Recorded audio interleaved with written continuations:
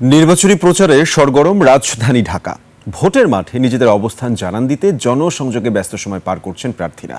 একই সঙ্গে বরাবরের মতোই আসছে পাল্টাপাল্টি অভিযোগ। শফিকুল ইসলামের রিপোর্টে দেখুন বিস্তারিত।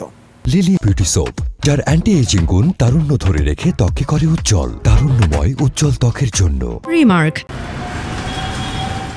শহরের পথে পথে এখন ব্যানার আর পোস্টারের ছড়াছড়ি। যানবাহনের শব্দের পাশাপাশি যুক্ত হয়েছে ভোটের মাইকের আওয়াজ। আর রাজপথ থেকে অলিগলিতে চলছে সভা, সমাবেশ আর মিছিল। ঢাকা ১৬ আসনে এবারে ভোটের মাঠে লড়ছেন ১১ জন প্রার্থী। পল্লবী এলাকায় জনসংযোগের সময় বিএনপির প্রার্থী অভিযোগ করেন, জামায়াতের প্রার্থী বহিরাগতদের দিয়ে প্রচারণা চালাচ্ছেন। তবে দলটির প্রার্থী বলছেন, অভিযোগের সত্যতা নেই। আমরা ইদানিং দেখছি যে জামাতের বেশ কিছু বহিরাগত মানুষদেরকে দেখা যাচ্ছে বিভিন্ন এলাকায়। তারা এখানকার স্থানীয় না এবং আমাকে অনেক সাধারণ মানুষরা এসে কমপ্লেন করেছে। ইতিমধ্যে বিষয়টি আমি আইনশৃঙ্খলা বাহিনীকে অবগত করেছি। আমি বহিরাগত লোক দিয়ে প্রচারণা চালাচ্ছি, এ কথাটা আসলে সত্য নয়। এটা ওনার হয়তো একটা কাল্পনিক অভিযোগ। কারণ বাংলাদেশ জামায়াত ইসলামী একটা সুশৃঙ্খল এবং সুপ্রতিষ্ঠিত অনেক পুরাতন রাজনৈতিক দল। আমাদের অনেক কর্মী আছে, আমাদের তালিকাভুক্ত কর্মীর সংখ্যাই অনেক। এছাড়াও বর্তমান অনুকূল পরিবেশের কারণে অনেক আমাদের সহযোগী সদস্য যোগ হয়েছে। এদিকে ঢাকা ৮ আসনের ভোটের মাঠের চিত্র প্রায় একই।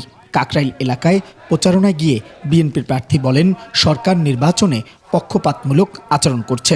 আর এনসিপির প্রার্থী বলেন, হুমকি ধামকি দিয়ে কাজ হবে না। আমাদের নাগরিক বান্ধব এবং জনদুর্ভোগ কমিয়ে একটি নতুন বাংলাদেশ আমরা গঠন করতে চাচ্ছি।